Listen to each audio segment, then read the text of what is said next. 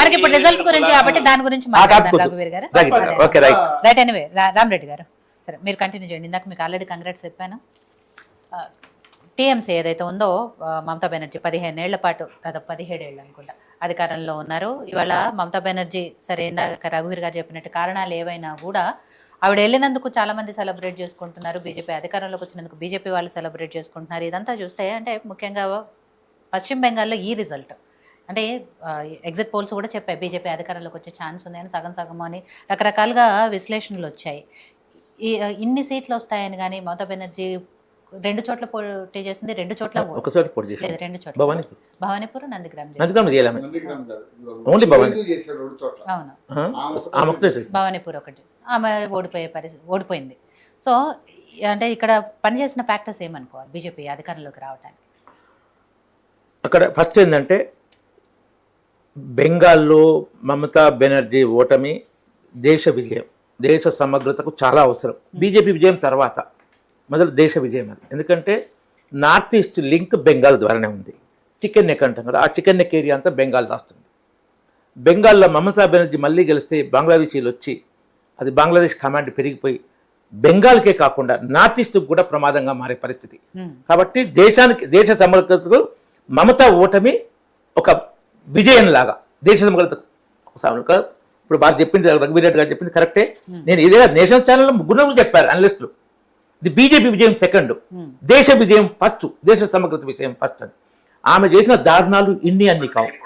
మహిళ అయి ఉండి కూడా మహిళల మీద రేపులను జరుగుతుంటే దాన్ని నివారించడం కానీ, దోషులను శిక్షించడం కానీ, దాన్ని విమర్శించడం కూడా చేయలే. ఆమె ఏంటంటే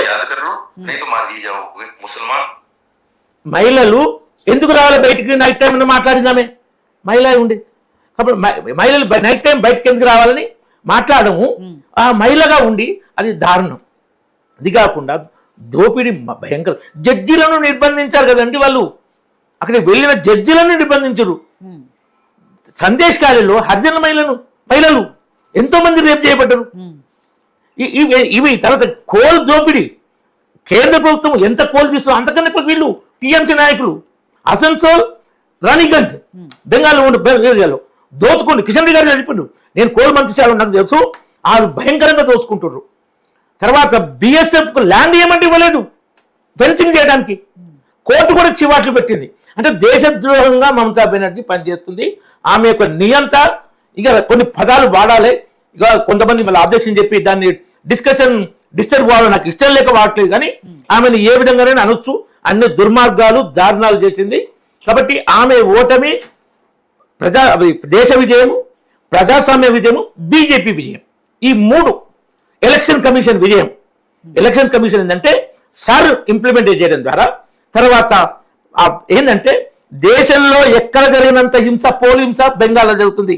రికార్డు 3-4 దశాబ్దాలుగా కమ్యూనిస్ట్ అధికారం ఉన్నప్పటి నుంచి దేశంలో ఎక్కడ జరిగినంత రిగ్గింగ్ బెంగాల్లో జరుగుతుంది. దేశంలో ఎక్కడ జరిగినంత పోస్ట్ పోల్ వైలెన్స్ కూడా బెంగాల్లో జరిగింది. గతంలో ఎంతమందిని చంపారండి దారుణంగా. అటువంటి బెంగాల్లో దేశ చరిత్రలోనే హైయెస్ట్ పోలింగ్ పర్సంటేజ్ ఓ చిన్న రాష్ట్రమైన సిక్కిం, నాగాలాండ్, మిజోరంలో కూడా జరగలేదు. చిన్న రాష్ట్రాలు జరిగే అవకాశం ఎక్కువ. కానీ అక్కడ జరిగినంత 93% పోలింగ్ ప్రజలు ముందుకొచ్చి ఇన్ని భయాలున్నా కానీ ఓటేసారంటే ఫస్ట్ ఎలక్షన్ కమిషన్ విజయం. అది జ్ఞానేష్ కుమార్ గారు అద్భుతమైన కార్యం చేశారు. వారు కావాల్సిన చర్యలు ఏం తీసుకోవాలో సరి చేశారు. 3 లక్షల మందికి పైగా సెక్యూరిటీ ఫోర్సెస్ దింపారు ఎలక్షన్ టైంలో. కౌంటింగ్ టైంలో కూడా మ్యానిపులేషన్, ఎందుకంటే పోలింగ్ టైంలో టేపులు అంటించారు చూశారు కదండి.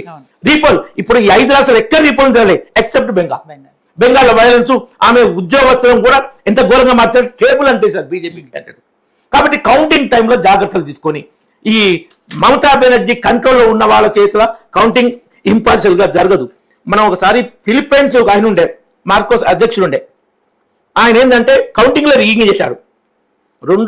19 ఇక్కడ చంద్రబాబు నాయుడు ఉన్నప్పుడు జిహెచ్ఎంసీ ఎన్నికల్లో 1985 అనుకుంటా 86 లో అరే బాబు పోలింగ్ లో రిగ్గింగ్ చేయకూడదురా, కౌంటింగ్ లో రిగ్గింగ్ చేయొచ్చు అన్నాడు ఆయన. ఏరా ఫిలిప్పైన్స్ అధ్యక్షుడు. అది మమతా బెనర్జీ చేయాలని పోలింగ్ లో చేయాలని చూసింది. దాన్ని ఎలక్షన్ కమిషన్ నివారించింది, సమర్థవంతంగా నివారించి ప్రజాస్వామ్య విజయానికి, దేశ విజయానికి ఎలక్షన్ కమిషన్ తోడ్పడ్డది. బీజేపీ అద్భుత కృషి చేసింది. ముఖ్యంగా నరేంద్ర మోడీ గారు 76 ఏళ్ల వయసులో అంత పోరాటం, అంత తిరగడం, అది మన దేశం కోసం. బీజేపీ ఉన్నప్పుడు దేశం కోసమే, బెంగాల్ విజయం దేశం కోసం. కాబట్టి ఇది ఫస్ట్ విజయం. సెకండ్ది కమ్యూనిస్ట్ వాషౌట్, కమ్యూనిస్ట్ ముక్త భారత్ అయింది ఇప్పుడు కేరళ తోటి. గత 50 ఏళ్ళుగా మన ముందు 2 సార్లు వచ్చారు కేరళలో. 77 నుంచి ఏదో ఒక రాష్ట్రంలో కమ్యూనిస్టులు ఉన్నాయి. ఇదే బెంగాల్లో 33 ఏళ్ళు నిరాటంకంగా పరిపాలన కమ్యూనిస్టులు.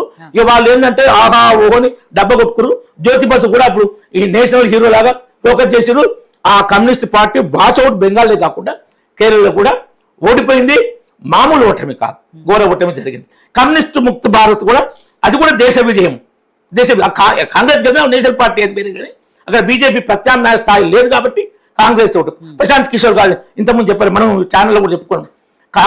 ఇది కాంగ్రెస్ గెలుపు కాదు, తెలంగాణలో కేసీఆర్ మీద వ్యతిరేకతతో కాంగ్రెస్ కోసారు.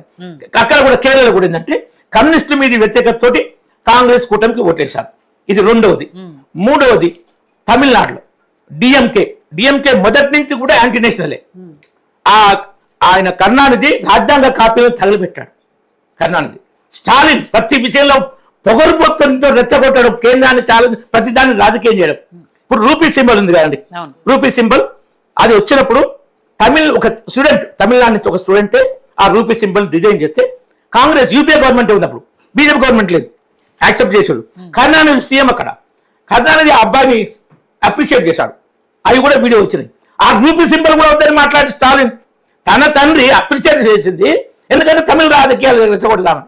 అప్పుడు అన్నది ఆయన పేరే తమిళ లేదు, ఆయన సంతకం కూడా తమిళ లేవు, కానీ ఓటు రాజకీయాల కోసం ఎంత నీచానికైనా దిగజారుతాడు. అందులో తన కొడుకును ఉప ముఖ్యమంత్రి చేయడంతో ప్రజల్లో వ్యతిరేకత వచ్చింది. డిఎంకే ఓటమి కాకుండా స్టాలిన్ కూడా ఓడిపోవడం ఎమ్మెల్యేగా, అది మూడో విజయం దేశపరంగా. ఎందుకంటే కరుణానిధి ఏమన్నా ఇంతకుముందు నేను 2 సార్లు చెప్పిందంటే ఈ దేశంలో రాములు పుట్టలే అన్నాడు. అప్పుడు రామ్ సేతు నువ్వు దాన్ని కూలగొడదామని ట్రై చేశాడు కాంగ్రెస్ యూపీఏ కాలంలో. దాన్ని బ్రేక్ చేసి చేద్దామిస్తే ప్రజల నుంచి ప్రొటెస్ట్ వచ్చి ఆ టైంలో అన్నాడు రాముడు పుట్టలేడు. అదొకటి సరే అన్నప్పుడు ఆ మాట మీద కట్టుబడి ఉన్నారు కదా. రాముడు తాగుపోతాడు, మళ్ళా పుట్టని రాముడు తాగుపోతే ఎందుకైతాడు, ఎట్లయితాడు అంటే హిందువుల మీద అంత ద్వేషం. ఆ ద్వేష పాలిటిక్స్ ఉన్న డిఎంకే ఇప్పుడు మట్టి గడిచింది తమిళనాడు. అది కూడా దేశం కోసం విజయం. కాబట్టి ఈ విజయాలు 3 పరంగా దేశం కోసం. బెంగాల్లో, తర్వాత అస్సాంలో 60-62% హిందూస్, 34-35% వరకు ముస్లిమ్స్. అస్సాం పోలింగ్కి వచ్చే ఏంటంటే 38-39, ఎందుకంటే వాళ్ళకి ఓటర్ ఎన్రోల్మెంట్ 99% ఉంటుంది ముస్లిమ్స్. అది పోలింగ్ 95% ఇవ్వ ఉంటుంది. హిందూస్ లో ఓటర్ ఎన్రోల్మెంట్ 80% బిలోనే ఉంటుంది. ఎన్రోల్మెంట్ పోలింగ్ కూడా 80% 70% ఉంటుంది. సో ఆ పరిస్థితిలో వాళ్ళు 35% అయినా పోలింగ్ వచ్చాక వాళ్ళకి 40% ఉంటుంది. అట్లాంటి పరిస్థితిలో కూడా 80% పైగా సీట్లు బీజేపీ కూటమి. 126లో 102, 120 మోర్ దాన్ 80%. ఇది బీజేపీ అద్భుత విజయం. హిమంత బిశ్వ శర్మ విజయం, బీజేపీ విజయం, మోడీ విజయం. ఇది తర్వాత పాండిచేరిలో సౌత్ లో బీజేపీ, పాండిచేరిలో బీజేపీ కూటమి రంగస్వామి గారే మెయిన్ లీడర్ అయినా బీజేపీ అందులో సెకండ్ పార్ట్. రెండోసారి అధికారం నిలుపుకున్నారు. 5 రాష్ట్రాల్లో బీజేపీ అధికారుల రాష్ట్రాలు మాత్రమే ప్రభుత్వాలు మళ్ళీ వచ్చినాయి. అస్సాంలో 3వసారి, పుదుచ్చేరిలో 2వసారి. మిగతా 3 రాష్ట్రాల్లో ఉన్న ప్రభుత్వాలు ఓడిపోయి వేరే ప్రభుత్వాలు వచ్చినాయి. అది ఏంటంటే మనం ఇంతకుముందు కూడా అంటే మోడీ ప్రధాని కాకముందు ఏంటంటే ఎక్కువ దేశ రాజకీయాలు అంటే యాంటీ ఇన్కంబెన్సీ టాక్ ఉంటుండే. 2 సార్లు ఉంటే ఎట్లా ఉంటుంది, యాంటీ ఇన్కంబెన్సీ న్యాచురల్గా ఉంటాయని. ఇప్పుడు ప్రో ఇన్కంబెన్సీ ఫ్యాక్టర్ కనబడుతుంది స్పష్టంగా. చాలా రాష్ట్రాల్లో, గుజరాత్ లో బీజేపీ ఎన్నిసార్లు నుంచి గెలుస్తుంది, ప్రో ఇన్కంబెన్సీ కదా. యాంటీ ఇన్కంబెన్సీ ఉంటే కాంగ్రెస్ గెలవాలి కదా, ఎప్పుడు గెలదు కదా గత 35 ఏళ్లలో. కాబట్టి ఆ ప్రో ఇన్కంబెన్సీ అస్సాంలో 3వసారి గెలవడం అఖండ విజయం 80% సీట్లతో అది కనబడుతుంది. బెంగాల్లో కూడా 2/3 మెజార్టీ రావడం, గెలుపు కాకుండా 2/3 మెజార్టీ ఎవరు ఎక్స్పెక్ట్ చేయలేదు. ఎందుకంటే ప్రతి ఒక్కరు చెప్పిందంటే 85 నుంచి 90 అసెంబ్లీ నియోజకవర్గాల్లో ముస్లిం మెజారిటీ. బీజేపీ 100 సీట్లు అయితే ఎట్లా గెలవదండు. 100 అయితే మమతాకి 80 వస్తున్నాయి. బీజేపీ 207. ఇప్పుడు లీడ్ అంటే 207 అంటే ఈవెన్ ముస్లిం ఓట్లలో కూడా కొన్ని దిక్కుల ఇంతకుముందు క్లాష్ జరిగింది. అప్పుడు 7 ఏళ్ల కింద కూడా బంగ్లాదేశ్ ముస్లింలు ఇండియన్ ముస్లిం దాడి చేశారు. ఆ దాడి జరిగినప్పుడు బీజేపీ ప్రొటెక్ట్ చేసి ఇండియన్ ముస్లిం పరంగా ఉంటాయి. సో అట్లయిందంటే అస్సాంలో కానీ బెంగాల్లో ఎక్కడైతే 30% 40% ముస్లిం ఓట్ల దగ్గర బీజేపీ 80% విజయాలు 2/3 మెజార్టీ అనేది బీజేపీ పట్ల దేశ ప్రజలకున్న విశ్వాసాన్ని మరొకసారి ఒక అతిపెద్ద రాష్ట్రం జనాభా పరంగా 4వ స్థానం, లోక్సభ స్థానాల పరంగా 3వ స్థానం, ఉత్తరప్రదేశ్ మహారాష్ట్ర ఫస్ట్ సెకండ్లో. కానీ జనాభా పరంగా చూస్తే బీహార్ ఎక్కువ ఉంది, లోక్సభ స్థానాలు ఇప్పుడు 40 ఉన్నా కానీ ఎక్కువ ఉంది. కానీ లోక్సభ స్థానాల పరంగా బెంగాల్ 3వది. ఆ రాష్ట్రం కూడా బీజేపీ చారు. ఇప్పుడు ఉత్తరప్రదేశ్, మహారాష్ట్ర, బీహార్, బెంగాల్ పెద్ద రాష్ట్రాలన్నీ బీజేపీ చేసుకుంది, పెద్ద టోటల్ రాష్ట్రాలు కాకుండా. కాబట్టి ఈ విజయము దేశ విజయము, బీజేపీ విజయము. కేరళలో బీజేపీ ఇప్పుడు అసెంబ్లీలో 3 స్థానాలతో ఎంట్రీ అయింది. 3 స్థానాలు చాలా కష్టం. కేరళ పరిస్థితి అంటే ఒక ఆమె ప్రొఫెసర్ ఉండే ఐఐటీలో 20 ఏళ్ళ కింద అది Hindus gone become just 50%, future they will go below 50 అని. ఆ పరిస్థితులతోటి ముస్లిం 30% వయసు తోటి ఆ మత రాజకీయాలతోటి ఇంతకుముందు వారు అన్నట్టు అది రఘువీర్ రెడ్డి గారు అన్నట్టు అంత ఎడ్యుకేటెడ్ అంటారు. మరి మత రాజకీయాలు ఎందుకు వస్తాయి కేరళ అన్న వాస్తవం, అది కరెక్ట్. అది మత రాజకీయాలు చేస్తున్నారు. తుమ్మల నాగేశ్వరరావు అదే అన్నాడు, కాంగ్రెస్ అంటే ముస్లిం పార్టీ. రేవంత్ రెడ్డి అదే అన్నాడు, వీళ్ళ చరిత్ర అదే ఉంది మీకు. ఇంకా కాబట్టి ఇలాంటి దేశ రాజ్యాంగం ఏం చెప్తుందంటే యూనిఫామ్ సివిల్ కోడ్ తేవాలని. ఆర్టికల్ 44 తెచ్చినా తేలే. హిందూ కోడ్ వేరే, ముస్లింలకు వద్దు. మరి ముస్లింలకు నిజంగా షరియత్ ఇంప్లిమెంట్ చేస్తారా? లేదు. నీ క్రిమినల్ లా షరియత్ ఉందా? లేదు. క్రిమినల్ లా షరియత్ అంటే ముస్లింలు శిక్షలు పడతాయి, అక్కడనే షరియత్ వద్దట. క్రిమినల్ లా దగ్గర ఇస్లాం వద్దు, ఓన్లీ సివిల్ లా దగ్గరనే ఇస్లాం. ఇదే మనం. సో ఇలాంటి వాటి ఇప్పుడు ప్రజల్లో బాగా ఎక్స్పోజ్ అవుతున్నాయి. మత రాజకీయాలు ఎక్స్పోజ్ అవుతాయి. యాక్చువల్ మత రాజకీయాలు చేసేటోళ్ళు మత రాజకీయాలు వ్యతిరేకించే బీజేపీని మతం మొదలు పార్టీ అంటారు. ఇదే పెద్ద జోకు. దాన్ని ఎండగట్టుతుంది బీజేపీ, వ్యతిరేకిస్తుంది బీజేపీ. ఇంకొకటి ముఖ్యమైనది ఏంటంటే దేశం మతపరంగా విభజించబడ్డది. ఆల్రెడీ ముస్లిం వేరే దేశం ఇచ్చారు. మనం ఎందుకు సెక్యులరిజం పెట్టుకోవాలి? ఆ సెక్యులరిజం కూడా దగా. ఇప్పుడు సెక్యులర్ పేరు మీద మైనార్టీ మొత్తం తగ్గింపు రాదు కాదు. మైనార్టీ కమిషన్, వక్ఫ్ బోర్డు, మైనార్టీ స్పెషల్ రైట్స్, ఇవే తప్ప మళ్ళీ మైనార్టీ ఒకళ్ళకు మతం బోధించారు. ఖురాన్ బోధించాక మైనార్టీ స్కూల్లో ఉంటుంది, కానీ భగవద్గీత బోధించాక ఏ స్కూల్లో ఉండదు. ఇదేం సెక్యులరిజం? ఇలాంటి పచ్చి అవకాశవాద హిందూ సెక్యులర్ పాలిటిక్స్ కు ఇది ముగింపు ఇవాళ మరొకసారి జరుగుతుంది. కమ్యూనిస్ట్ ముక్త భారత్ అయింది, భవిష్యత్తులో కాంగ్రెస్ ముక్త భారత్ అవుతుంది.